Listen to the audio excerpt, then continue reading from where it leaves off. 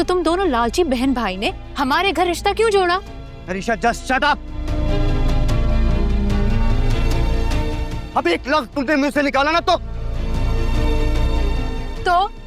मेरे चुप रहने से सच्चाई नहीं बदल जाएगी मिस्टर। तुमने मुझसे लालच में शादी की है। राफिद,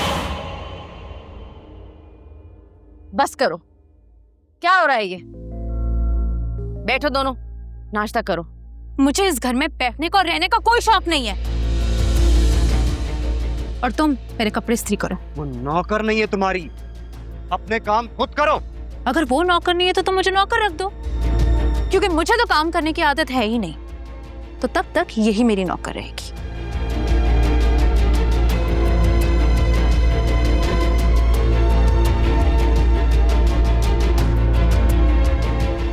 अम्मी, मैं आपको और जायशा को बता रहा हूँ, आप दोनों में से कोई भी इसका एक भी काम नहीं करेगा, वरना मुझसे बुरा कोई नहीं होगा। बेटा, जिद करने से बात बिगड़ेगी, संभलेगी नहीं। और ठीक तो कह रही है बच्ची, उसे आदत ही नहीं है काम करने की। थोड़ा वक्त तो देना पड़ेगा ना हमें। मुझे यकीन है अपना काम खुद कर लेगी वो इंशाल्लाह। अब भाई, भाभी का तो हक बनता है ना हमसे काम करवाने का भी। वो तो नई दुल्हन है। भाड़ में गई नई दुल्हन।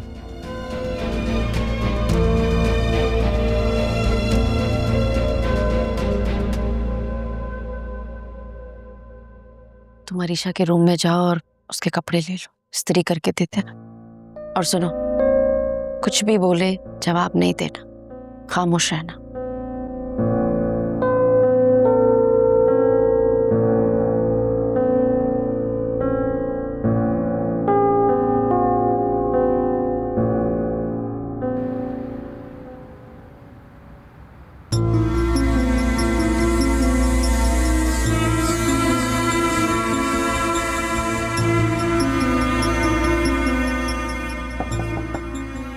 Come in.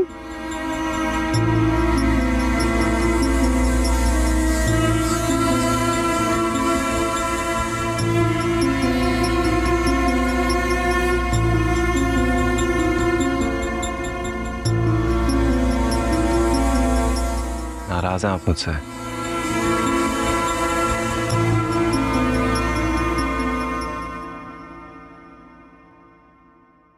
नहीं होना चाहिए था।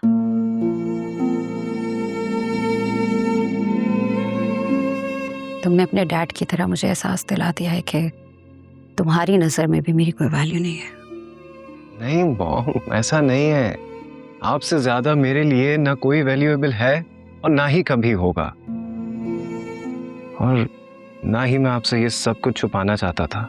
तुम्हारे डैड को लगता है कि मैं तुम लोगों की खुशियों की दुश्मन हूँ, इसीलिए उन्होंने तुम्हें ये छुपाने को कहा, है ना?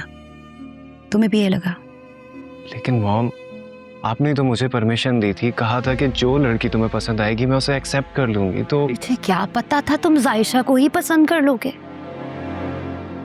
मुझे लगा तुम अपने कैलिबर की, अपने स्टैंडर्ड की कोई लड़की पसंद करोगे, लेकिन जायशा। बहुत डिसअपॉइंट किया तुमने मुझे। मॉम, क्या खराबी है जायशा में? खराबियां तो बहुत है,